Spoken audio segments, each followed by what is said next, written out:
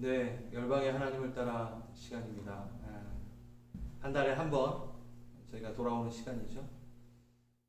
우리 앞에 놓여 있는 기도 제목들과 우리 앞에 놓여 있는 많은 문제들, 상황들, 그것들이 다 해결된 다음에 만약에 복음이 전해졌다면 우리까지 복음이 전해지지 않았겠죠. 이스라엘 백성들도 그렇고 제자들도 그렇고 우리의 나라 이스라엘 이 나라의 회복은 언제입니까? 해방은 언제입니까? 해방이 다 된 다음에 복음이 전해진 것은 아닙니다. 동일합니다. 우리가 이 시간 우리의 가정의 이슈, 우리 교회의 이슈, 또 방금 우리가 기도했지만 또 우리가 기도해야 될 어떤 이슈들, 이 부분들이 있는데 우리가 하나님의 나라 열방을 위한 이런 관심, 기도가 뒤로 미뤄야 될 것들은 아니라는 거죠. 함께 나가야 되는 부분이 분명히 있습니다. 그래서 이 시간 좀 더 어느 때보다도 소중하게 이 시간을 주님께 드렸으면 좋겠습니다. 열방의 하나님을 따라 유동현 선교사님, 페루에 계시는 페루 쿠스코에서 사역하시는 유동현 선교사님을 모시고 우리가 이 시간 말씀을 듣도록 하겠습니다. 먼저 우리 설교 준비하신 간증과 설교를 들으시고 그 다음에 특별하게 처음 뵙기 때문에 바로 이어서 우리 페루에 대한 그 땅에 대한 정보, 주님께서 주시는 마음들, 기도 제목들, 그것들을 같이 연결해서 듣고 우리 기도하는 시간을 갖겠습니다. 네, 우리 박수로 우리 유동윤 선교사님 환영했으면 좋겠습니다. 박수.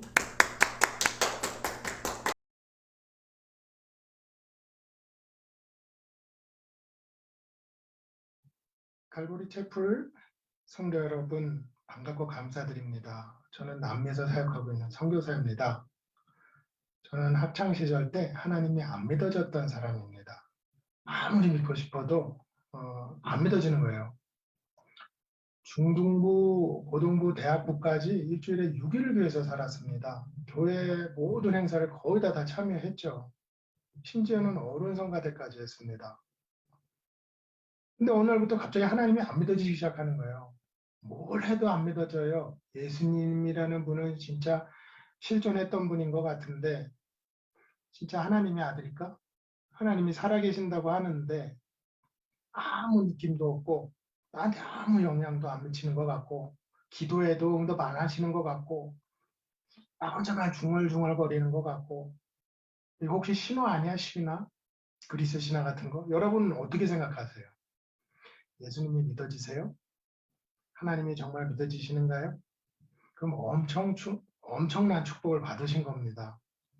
그때 저는 저 혼자만 그런 줄 알고 있었어요. 근데 나중에 알고 봤더니 그 당시 선후배들이 거의 다 이런 고민을 하고 있었더라고요. 그리고 어떤 사람들은 교회 발길을 끊었어요. 너무 안타깝죠. 그 중엔 제가 존경하던 신앙의 선배도 있었습니다. 왜 그럴까요? 이때가 대부분 군대 다녀와서부터 사회 진출할 때쯤이에요. 그러니까는 혼자 자립하려고 그럴 때입니다. 그러니까는 많은 질문들이 생기고 고민들이 떠오르게 되죠. 영적 혼란기를 이때 많이들 겪습니다. 여기서 야곱처럼 하나님과 씨름해가면서 승리하면 내 신앙이 더 단단하게 다져지게 되고 아니 여기서 손을 놔버리면 교회를 떠나더라고요. 교회는 이 시기 청년들을 꼭 잘 붙잡아 주시기를 부탁드립니다. 교회 어른들이 믿음의 모습을 보여주세요. 그렇지 않으면 우리 청년들 너무 힘들어합니다. 제가 경험해봐서 너무 잘 알잖아요. 우리 다음 세대들이 우리 교회의 든든한 허리로 자랄 수 있게 교회가 신경 써주시길 바랍니다. 제가 한창 이 고민을 가지고 살아갈 때 어떤 분이 그래요. 넌 믿음 없어. 이 한마디가 얼마나 상처가 되든지 나는 그래도 어떻게든 하나님 찾아서 믿음으로 다시 서려고 몸부림치고 있는데 거기다 대고 옳은 소리 한다고 그냥 와장창 다 무너집니다. 때에 맞는 소리가 필요합니다. 어린 시각이었지만 참 보기 안 좋았어요. 저도 이제는 어느덧 신앙의 길을 걷다가 이제 중년이 돼서 무거운 마음과 또 책임 있는 마음으로 오늘 제 삶을 하나님께서 어떻게 이끄셨는지 잠깐만 나눠보도록 하겠습니다. 이렇게 신앙의 몸부림을 치고 있던 어느 날 밤에 하나님께서 꿈을 꾸게 하셨어요. 꿈속에서 저는 엄청 부자였었고 그 돈 가지고 나 하고 싶은 대로 다 하면서 살고 있었습니다. 근데 어떤 사람이 다가와서 네가 살 날이 이제 얼마 안 남았다 그러는 거예요.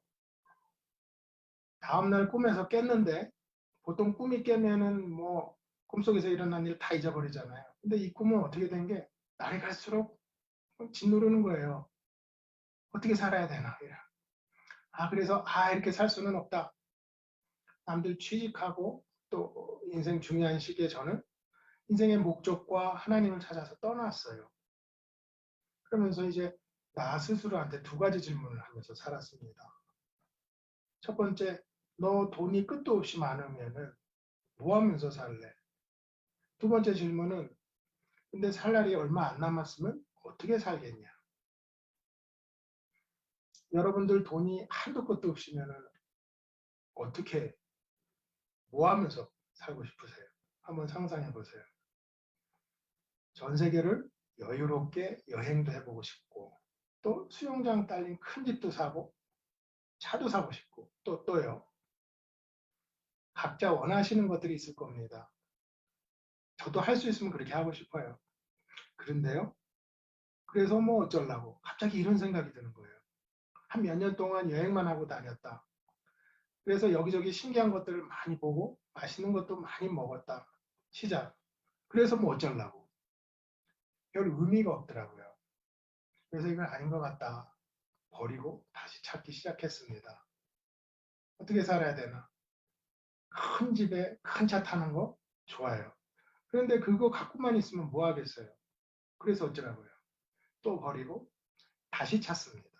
이걸 몇 년을 반복을 했어요. 알고 봤더니 내가 이렇게 한번 살아봤으면 좋겠다 했던 것들이 다 남들이 하고 싶다는 것들을 나도 모르게 내가 하고 싶은 거라고 착각했던 거죠. 정말 내가 원하는 거 이거 아는 사람 별로 없는 것 같아요. 찾고 버리고 내 밑바닥에 있는 정말 내가 원하는 거 이거 찾는데 시간이 꽤 많이 걸립니다. 부모님들은 우리 학생들이 이거 찾는 걸 도와줘야 돼요. 가끔 애들한테 물어보죠. 너는 커서 뭐가 될래? 꿈이 뭐야? 하고 싶은 게 뭐야? 잘하는 게 뭐야? 그러다 은근히 강요하죠. 막 의사 되라, 의사 되라 그리고 결국에는 네가 인생을 몰라서 그래. 막 그러면 그냥 하라는 대로 해. 뭐 이렇게 돼버리죠. 제가 겪었던 일입니다. 다윗은 10대 때 하나님하고 함께 꿈을 꿨어요. 자기가 하고자 하는 길을 분명히 알았습니다. 스스로 나한테 했던 이 두 가지 질문. 돈이 많으면 뭐 하면서 살고 싶으냐? 하나님은 돈이 엄청 많습니다. 모 지구촌의 대부분 땅이 그분 거라는 소문이 있어요. 살 날이 얼마 안 났으면 어떻게 살래? 죽고 사는 문제? 하나님한테 달렸죠. 그분이 주시면 더 살고 얼른 오라고 그러시면 가는 겁니다. 이 두 가지 질문은 하나님과 함께 제 인생의 목적을 찾는데 가이드를 해줬습니다. 대부분 인생의 목적보다는 상황에 따라서 살게 되죠. 시험 때 되니까 열심히 공부하고 취직 때 되니까 또 열심히 하고 결혼 때가 되니까 짝을 찾고 애가 생기니까 돈이 필요하죠. 카드값 메꿔야죠. 그러니까 열심히 일합니다. 그러다 보면 어느덧 머리가 희끗희끗해집니다. 목적은 없고 상황에 끌려다니는 거 아니에요.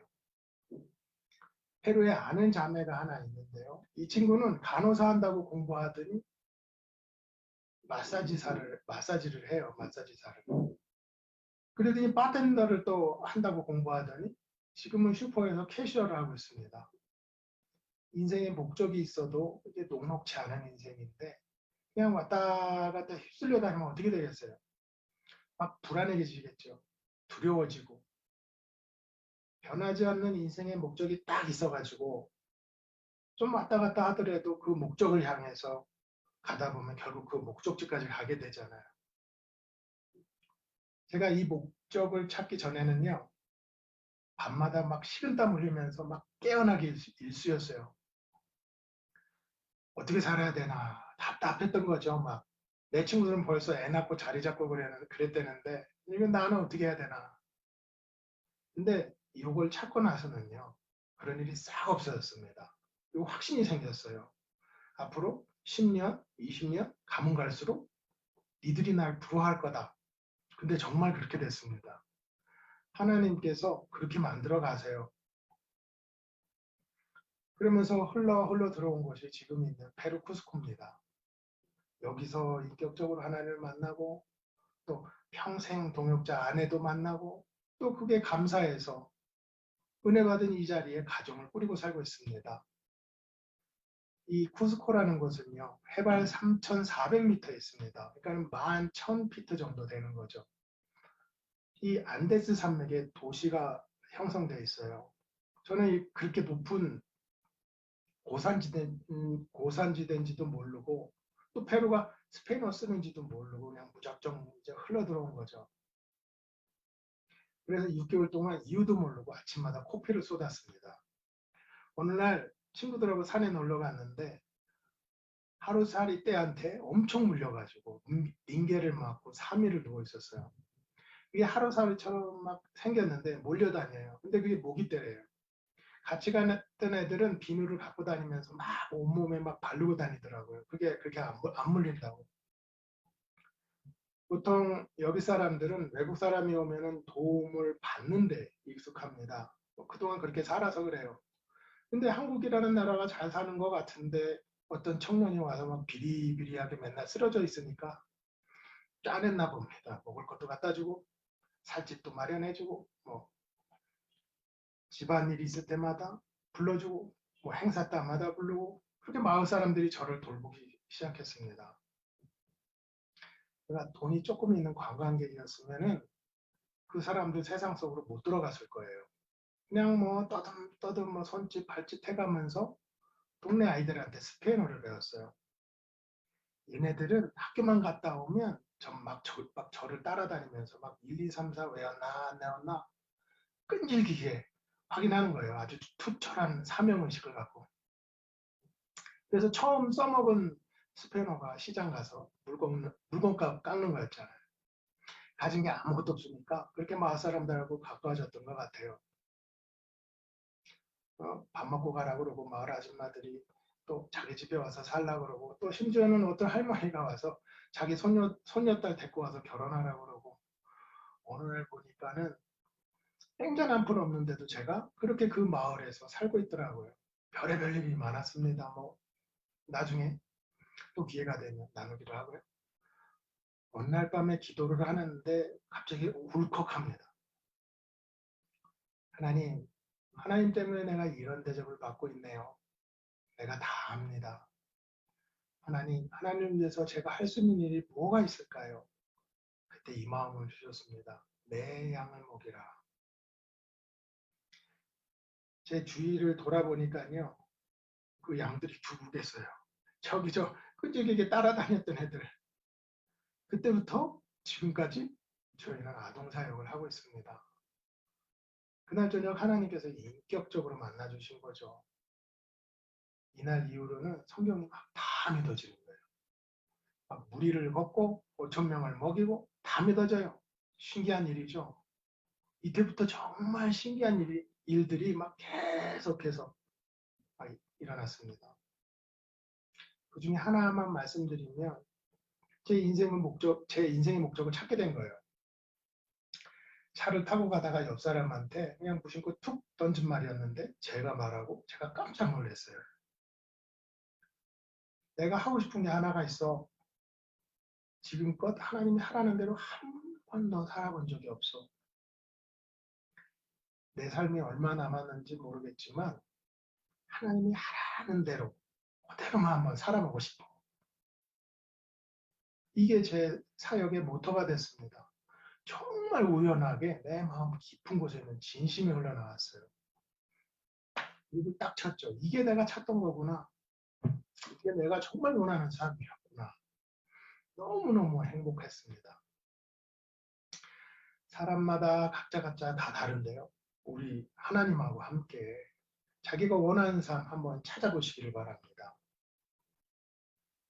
예전에 왜 그렇게 내가 하나님이 안 믿어졌었나? 성경에서 이런 말씀을 찾았어요. 예레미야 29장 13절 말씀인데요. 너희가 진심으로 나를 찾고 찾으면 나를 만나리라. 제가 오늘 여러분하고 나누고 싶었던 주제입니다. 전심으로 하나님을 찾으면 내가 너를 만나주리라. 약속하셨습니다. 우리가 그분의 얼굴을 간절히 구하면 하나님은 그분의 얼굴을 보이십니다. 예전에 하나님께서 출애굽한 백성들이 너무너무 말을 안 들어갖고 속상하셔가지고 내가 너희한테 내 얼굴을 보이지 않으리라. 성경에 처음으로 인간한테 이런 말씀하신 적이 있으세요. 우리 하나님 그렇게 쉽게 얼굴을 보이시는 분이 아닙니다. 근데 한 가지, 내 백성이 스스로 겸비하고 기도해서 내 얼굴을 구하면 이렇게 하나님은 전심으로 자기를 향하는 자를 위하여 능력을 베푸시나니 그러셨어요. 하나님 항상 우리 함께 하시고 내 안에 계십니다. 그렇죠? 분명히 내 안에 계시는데 문이 닫혀져 있어요. 이 문은 어떻게 여실 거예요? 말씀드렸지만 저는 열심히 교회 생활했습니다. 일주일에 6일을 교회에서 살았다니까요. 그들이 하나님께 열심은 있으나 올바른 지식을 따른 것이 아니니라. 로마서 10장에 나오죠. 제가 하나님이 안 믿어졌던 이유 첫 번째, 하나님 만나는 걸 그렇게 귀하게 여기지 못했어요. 성령님, 우리 마음 가운데 계시는데 믿음 없는 거 용서하시고 제발 믿어지게 좀 도와주세요. 이래도 현찮은데 함께 계신다며요. 그럼 한번 역사해 보세요. 뭐 이따의 마음을 가지고 있었던 거죠. 하나님께 직접 기도를 할 수 있는 게 얼마나 귀한 건지. 내 안에 그분이 함께 계신 게 얼마나 귀한 건지. 어떻게 그분이 나와 함께 계실 수가 있어요, 세상에? 내 감격에 겨워서 그분을 모시고 있는 게 감사해요. 또 그분과 말 한마디 섞는 게 영광이고 귀하게 여겨야 되는데 내가 그분을 귀하게 여기지 않고 전심으로 두드리지 않으면 그 문이 열리겠나요? 하나님 인격적이신 분입니다. 그렇게 오락가락하게 그분의 얼굴을 보이지 않으시죠. 하나님을 전심으로 기대하고 찾는 건 행위가 아니에요. 엄마 품 안에 있으려고 기를 쓰고 오는 아이와 같은 거죠. 제가 힘들게 막 하나님을 만났더니 하나님이 믿어지는 이 축복이 얼마나 큰 축복인지 깨닫게 됐습니다. 뭐 해주세요, 뭐 해주세요. 그런 기도들이 갑자기 싹 다 사라졌어요. 하나님이 믿어지는 이 축복이 이거 하나가 그 어떤 소원보다도 그 어떤 축복보다도 가장 큰 은혜인 줄 믿습니다. 얼마나 소중한지 몰라요. 다시 뺏기고 싶지 않죠. 다시 옛자로 돌아가고 싶지 않습니다. 말씀이 나와 함께 계시다는 이 감격을 가지고 성령님을 대할 때마다 또 그분과 대하는 순간순간을 소중하게 여기는 저와 여러분 되시기를 소망합니다.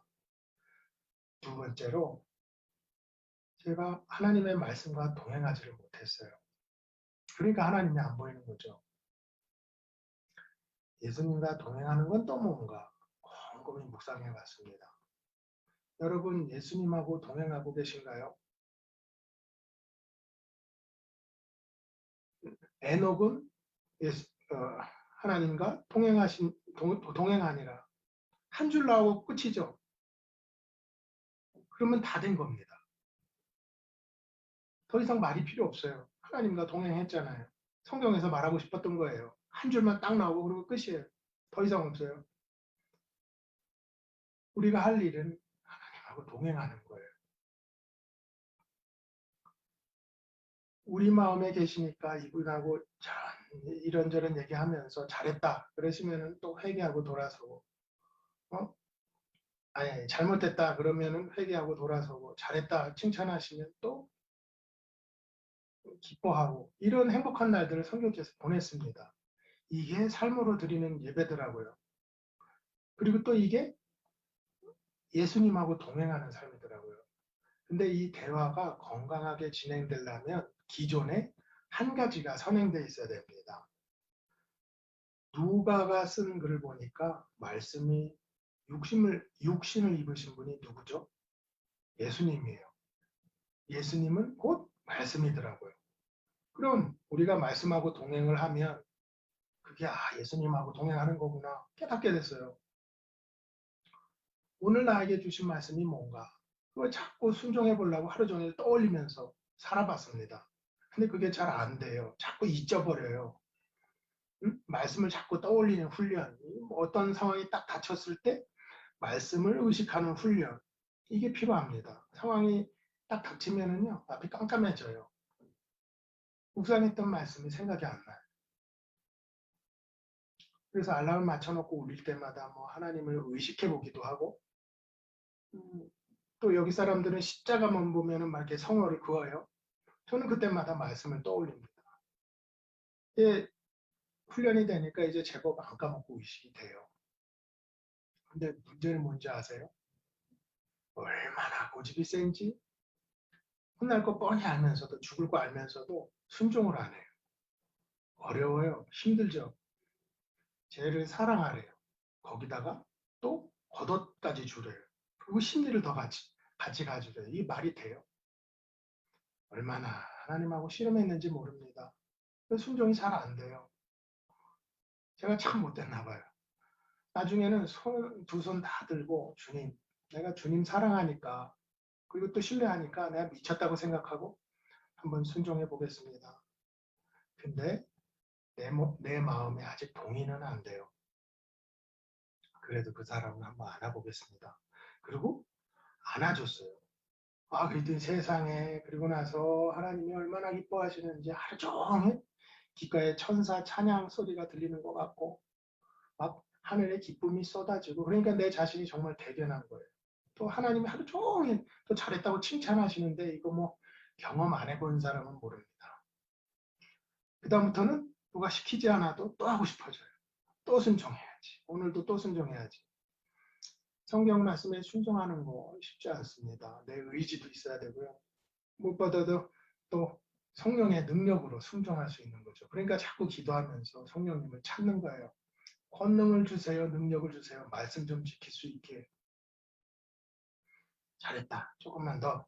조금만 더. 누가 더 우리가 말씀에 순종하기를 원하실 것 같으세요? 하나님이 더 그걸 원하시죠. 그러다 우리가 한 발자국만 내디면 이때다 싶어서 성령님께서 마음껏 운행하기 시작하십니다. 왜요? 우리 도와주시려고. 그때 우리는 하나님의 얼굴을 볼 수 있는 겁니다. 예전에 안 믿어질 때는 이게 잘 몰랐어요. 시행착오를 막 해보니까 알게 된 겁니다. 그때 그분이 너 믿음 없어. 그러지 말고 오늘 설교 중에 은혜 받은 말씀이 뭐가 있냐. 응? 우리 일주일 동안 순종해 보자. 그리고 다음 주에 무슨 일이 있었는지 한번 나눠보자. 이랬으면은 몇 년 동안을 제자리를 뱅글뱅글 돌고 그러지 않고 좀 세월을 좀 아낄 수 있었을 텐데 그 선후배들이 교회를 떠나지 않았을 텐데 좀 아쉬운 생각이 듭니다. 우리 하나님을 모두 사랑하시죠? 그럼 이 시간에 우리 전심으로 그리고 온 마음으로 한번 하나님의 얼굴을 구했으면 좋겠습니다. 혹시 내 마음이 굳어져 있지는 않나? 내 신앙 생활이 막 세월에 익숙해지지는 않았을까? 진심으로 그분을 대하고 있나? 귀하게 여기고 있나? 그분의 마음은 또 어디로 향하고 계신가? 오늘 우리 한번 모두가 한 마음으로 간구하는 시간 되었으면 좋겠습니다. 온 마음으로 하나님을 사랑하고 하나님의 마음을 알게 주시옵소서. 우리 기도하는 시간 되셨으면 좋겠습니다. 감사합니다.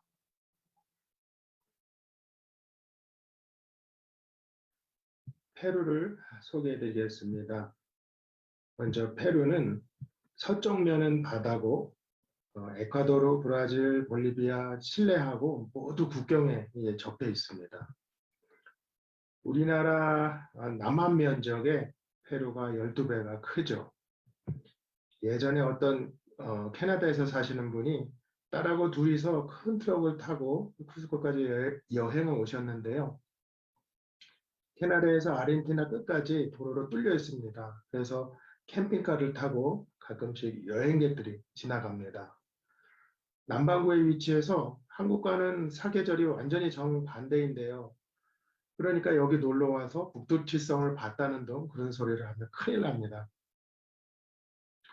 저희가 사역하고 있는 쿠스코는 페루의 12개 주 중에서 하나인데요. 그 쿠스코 주 안에 쿠스코시에서 이제 살고 있습니다. 3,400m 고산 지역의 산꼭대기니까 해만 떨어지면 1년 내내 춥죠. 산에서 혹시 한번 밥 해보셨어요? 쿠쿠밥솥이 살림살이 1입니다. 여기는 세계 7대 불가 사이에 선정된 마추픽추가 있는 관광도시입니다.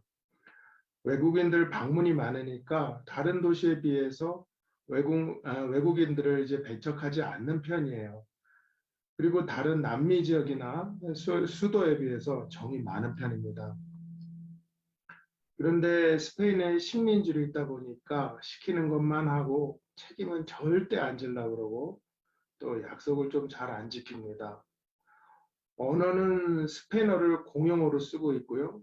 안데스 지역은 잉카 케추아어를 따로 또 사용하고 있습니다. 여기 학교에서는 의무적으로 케추아어를 가르치고 있는데요. 우리 아이들도 이제 배우고 있습니다. 중세 말쯤에 종교개혁이 진행되는 중에 스페인하고 포르투갈이 확장 정책을 쓰면서 콜럼버스가 신대륙을 이제 발견하죠. 지금의 아메리카 대륙입니다. 그 후로 스페인은 남아메리카 대륙을 식민지로 이제 만들어서 통치하기 시작합니다. 이때 로마 카톨릭도 함께 확장이 됐습니다. 그래서 16세기부터 19세기까지 300년 동안 남미를 통치하면서 아스텍 문화, 잉카 문화, 그리고 마야 문명이 싹 다 사라집니다. 다 죽였어요. 너무 죽여가지고 자기네들 대신해서 이제 또 농사를 짓고 노동을 해야 되는데 사람이 없으니까 아프리카에서 흑인을 일꾼으로 데려왔어요. 스페인 사람들은 이미 무슬림 치하에서 800년 동안 있었던 경험이 있었잖아요.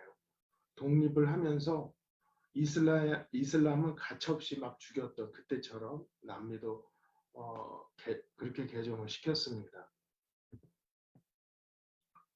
스페인 국왕들은 식민지의 성직자를 임명할 수 있었고 또 실조와 헌금을 이제 관리했습니다. 그러니까는 당시 중남미 카톨릭은 로마와 거의 상관이 없었어요. 주교들은 궁정유착으로 고위직을 얻어서 계급 종교로 군림한 거죠. 이때 많은 수도사들이 스페인의 이 잔혹한 식민 정책에 저항을 했습니다. 유럽 사람들이 전설의 황금의 땅, 그 엘도라도를 찾아서 남미를 이제 정복하기 시작했죠. 그 첫 번째가 멕시코였습니다. 스페인이 이슬람에서 독립하고 37년밖에 안 돼서 멕시코까지 쳐들어온 거예요. 황금과 비치의 아스텍 제국을 먼저 점령하고 이 사람들이 교육을 받으면 위험해진다고 수세대를 걸쳐서 교육을 시키지 않았어요. 또 남쪽에 보면 고대 마야 문명이 남아 있었는데요. 살림이 울창하고 또 계곡들이 험해서 여기를 점령하는데 몇 년이 걸렸습니다. 이렇게 멕시코를 정복하고 나서 13년 만에 두 번째로 페루를 침략하죠. 이 당시 남미의 서부 지역, 이 지역이 전부 다 잉카 제국의 통치하에 있었어요. 그러니까는 페루, 에콰도르, 볼리비아, 칠레, 아르헨티나가 다 잉카 제국이었죠. 이 잉카 왕국은 모든 방향의 세계라는 의미로 타우안틴 수요라고 불렀어요. 그리고 나중에 스페인이 이제 페루라고 이름을 바꿨죠. 수도는 제가 지금 살고 또 사역하고 있는 쿠스코입니다. 세상의 중심지라는 뜻으로 태양으로 빛나는 도시라고 믿고 있었죠. 지금 수도 리마는 금을 실어 나르기 좀 편하려고 해안가 도시를 이제 페루 수도로 스페인에서 만든 겁니다. 이때 스페인의 무적 함대가 막 바다를 누비고 다녔었죠. 잉카 제국은 13세기에 작은 부족에서 시작했습니다. 그러니까 우리나라 고려 때쯤 됩니다. 그리고 나서 나중에 9대 빠짜꾸떼기라는 왕이 비로소 이제 영토를 확장하고 또 케추어라는 잉카어를 공용어로 쓰게 됩니다. 스페인이 페루에 도착했을 당시에 잉카 제국은 쿠스코에서 새로운 왕이 등극했어요. 근데 끼또의 이복 형제가 반란을 일으켜서 왕권을 찬탈합니다. 스페인은 이런 내란을 이용해서 회담을 요청했고 또 까하마르카라는 광장에서 서로 만났어요. 이때 어떤 수사가 이 왕한테 성경을 넘겨줬더니 종이라는 것도 처음 보고 글자라는 자체가 없었는데 알게 뭐예요? 그 왕이 성경을 이제 땅바닥에 집어던졌죠. 그랬더니 하나님을 거부했다고 막 전투가 이제 시작됐습니다. 스페인군은 160명 정도밖에 안 되는데 종이랑 대포가 있으니까 수천 명의 이제 잉카족을 학살합니다. 결국 잉카 왕이 생포되고 또 잉카 왕의 마지막 후손 뚜파가 아마루가 1780년대까지 계속 저항을 합니다. 이때 사로잡힌 잉카 왕은 자기가 갇혀있던 그 감옥 방 크기만큼 금을 주겠다고 그러고 석방을 요구하고 또 그렇게 해주기로 했는데 나중에 금만 받고 내부 비리 때문에 결국은 잉카 왕을 이제 죽이게 되죠. 그리고 1년 뒤에 잉카 수도 쿠스코를 점령합니다. 이때가 우리나라 16세기 조선 때쯤 됩니다.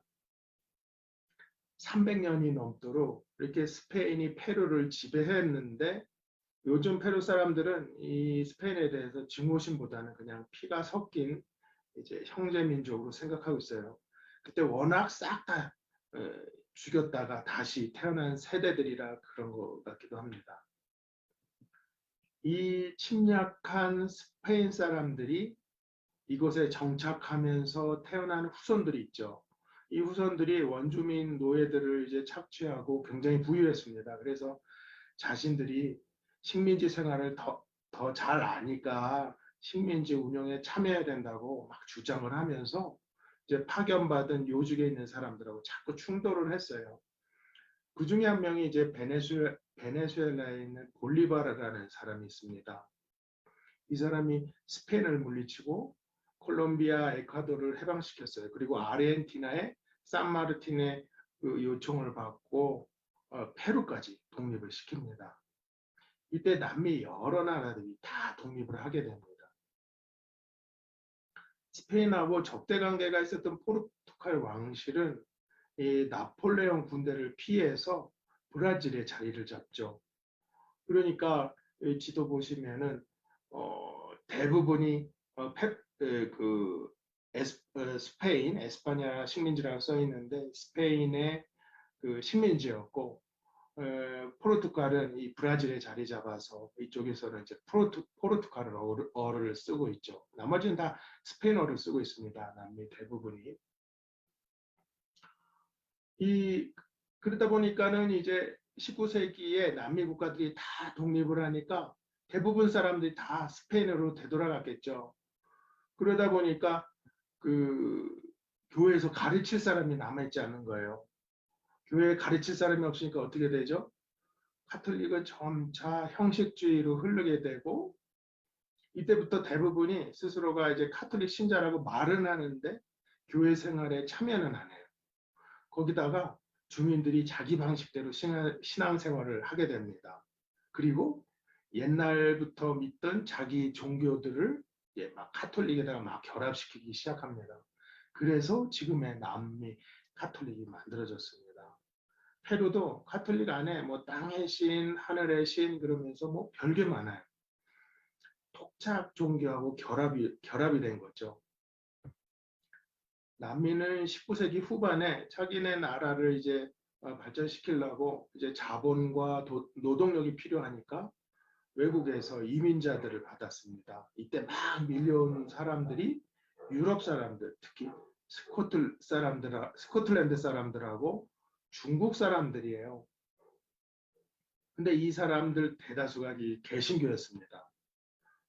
그동안 남미 선교에 관심을 갖지 못했던 이유는 이 지역에 선교사를 보낸다는 의미가 가톨릭 신자들은 기독교인이 아니다 이런 뜻이거나 혹은 또 그들의 기독교가 이제 뭔가 결함이 있다 이런 뜻으로 해석이 됐기 때문에 개신교 선교단체들이 이제 움직이지를 않았습니다. 근데 이제 20세기 초가 되면서 본격적으로 이제 선교 사역이 시작됐죠. 페루도 개신교 역사가 얼마 안 돼요. 20세기부터 시작된 거니까 우리나라 일제강점기쯤 그때쯤 이제 시작이 됐습니다. 이때 해방 신학이 나와요. 그래서 내면 문제나 가난한 뭐 민중의 요구 그런 데 이제 관심을 기울이게 되죠. 그리고 가장 폭발적으로 성장한 건 이때 오순절 운동이었어요. 실내에서 뭐 기쁨, 방언, 뭐 치유의 현상들 이런 게 막 나타나면서 막 분파가 되고 결국에는 이단적인 이단 운동까지 하게 돼요. 그런데도 이제 복음 전파보다는 사회봉사나 가난한 사람들을 옹호하는 쪽으로 더 관여하게 되죠.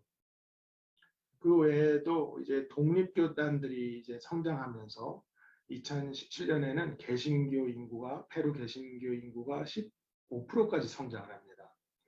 현재 페루 개신교 인구는 약 500만으로 추정되고 있어요. 대부분이 이제 독립교단이죠. 그래서 이제 페루는 그래서 이제 연합단체가 없습니다. 국교가 카톨릭이라서 3,200만의 페루 인구 중에 70%가 또 카톨릭이죠. 그래서 개신교 속에서도 카톨릭 문화가 또 이렇게 자리 잡고 있고 또 원주민들의 샤머니즘도 이제 배어 있습니다. 페루 쿠스코에는 남미 3대 축제 중에 하나인 태양축제가 이제 매년 열립니다. 저번 주에도 이렇게 열렸는데요. 잉카 시대 그때부터 내려온 이제 제사예요. 제사 지내는 이제 행사입니다. 그 후손들이 모여 사는 곳이 쿠스코의 와사오라는 마을인데요. 이 무당 마을입니다. 8월이면 이제 또 페루 모든 무당들이 모여가지고 또 제사 지내고 또 점도 치고 그러는데 저희 첫 번째 사역지였습니다. 영적으로 굉장히 힘든 곳이죠. 지금은 그 마을의 교회가 3개나 세워졌습니다. 지금까지 간단하게 이제 페루 소개를 해드렸고요. 다음 예배 시간에는 저희 사역에 대해서 그리고 앞으로 어떤 계획이 있는지 또 나누도록 하겠습니다. 감사합니다.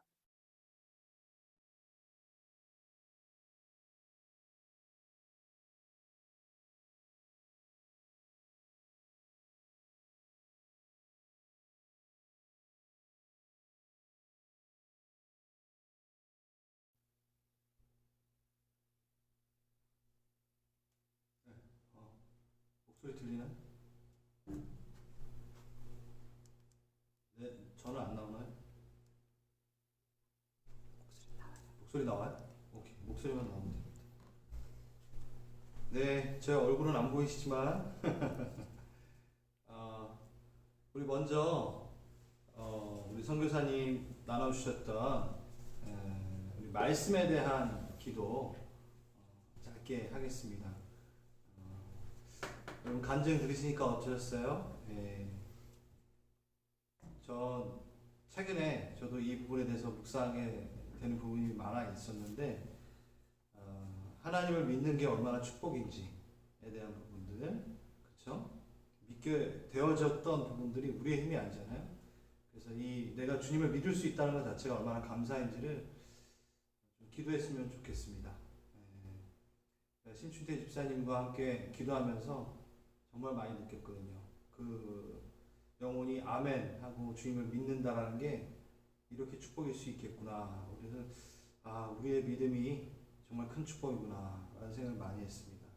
그래서 본인들, 우리 성도님들 주님 감사합니다. 내가 주님 안에 있습니다 라는 기도하고요.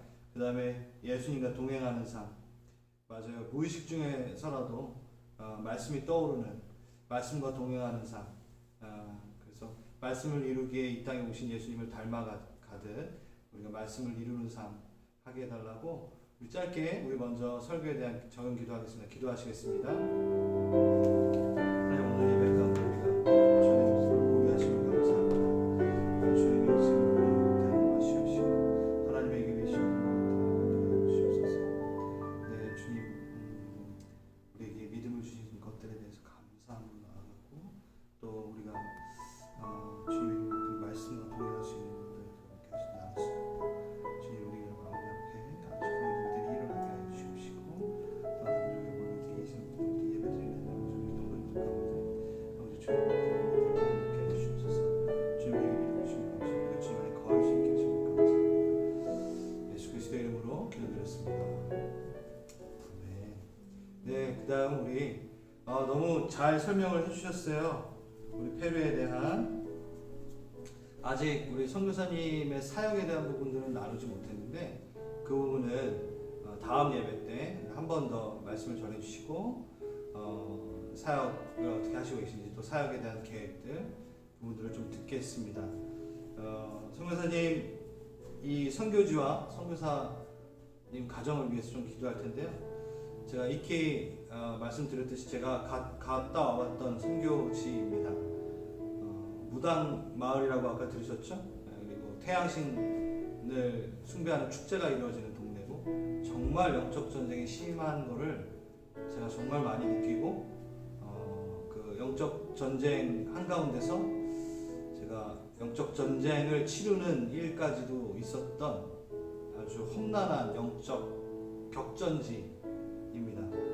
그리고 쿠스코가 3,400 고도가, 그렇죠? 그래서 백두산이 2,700인데 그 백두산보다 높은 곳에 있는 거예요. 훨씬 높은 것. 그래서 저도 고산병 잠깐 걸려가지고 헬헬거리다가 했는데, 그래서 여러분 거기에 외부 선교사가 거의 없습니다. 조금 단기적으로 생각하시다 다 떠나시는 실정이고요. 우리 선교사님 정말 외롭게, 그리고 한국이랑 하도 멀어가지고 이렇게 뭐랄까 지원이라든가 누가 선교팀이 와가지고 함께 하는 게 정말 드문 지역이에요.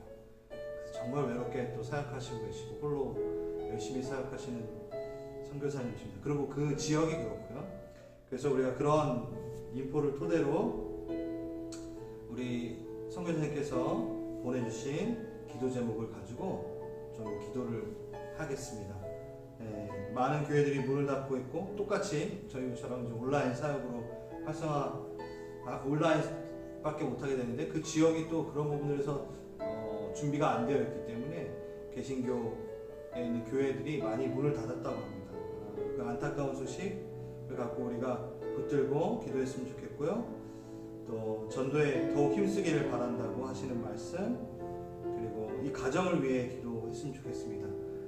가정 사진 있나요? 우리 다른 사역 사진 말고 가족 사진만 보고 우리가 이 시간 우리 선교사님과 이 땅, 이 태양신 축제를 벌이고 있는 무당마을 영적 전쟁 모든 것들 들으신 것대로 우리 기도하시겠습니다. 기도합니다. 하나님 아버지 이 지역의 사역을 기도합니다. 하나님 아버지 주님의 결을 회복해 하시면 감사합니다. 하나님의 시선을 느껴주는 것들이 있습니다. 주 하나님 우리가 우리의 시선이 아니라 하나님의 시선을 주시옵소서. 하나님의 보호를 베풀으시는 가르치게 하여 주옵소서. 주님의 주를 보는 것 주님을 보여 주옵소서. 하나님의 모습을 주님의 주님께서 나와 주의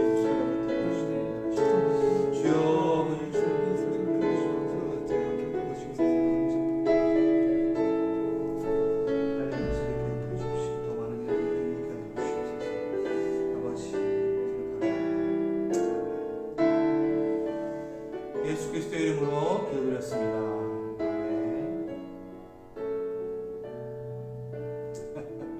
네. 너무 정중하게 있네요. 네. 시간이 아까 좀 방송에 그 차질이 있어가지고 시간을 많이 좀 할애해가지고 기도를 더 하고 싶지만 제가 여기서 마무리했습니다. 다음 주에 또 저희가 이 유동현 선교사님과 가정과 또 사역을 위해서 기도할 시간이 있기 때문에 여기까지 기도했으면 좋겠습니다. 하나님의 시선을 따라가는 시간입니다. 한 명의 주님을 따르는 자의 사명을 갖게 된 자의 간증을 들었고, 또 그 간증을 갖고 있는 자가 있는 땅의 변화, 생명에 대한 이야기, 그리고 여러분 중남미의 신앙이 어떤 신앙을 갖고 있는지도 좀 자세하게 알게 되는, 멕시코하고도 연결이 많이 되어 있죠. 우리가 앞으로 이 코로나가 이 팬데믹이 풀리면 많이 다녀봤으면 좋겠습니다. 여러 땅을 밟으며 하나님의 시선을 갖고 함께 기도하는 열방을 품는 우리 교회가 됐으면 좋겠습니다. 네, 오늘 예배 끝까지 함께 해주셔서 너무 감사하고요. 편집해가지고 제가 다시 올려드리겠습니다. 그러면 좀 안 보신 분들이라든가 참여 못하신 분들 또 소개를 좀 해주시면 좋겠습니다. 온라인, 오프라인 이렇게 수요예배 참석하신 우리 갈보리 지부 성도님들 감사합니다. 사랑합니다. 우리 주일날 야외 예배 야외에서 뵙겠습니다. 네.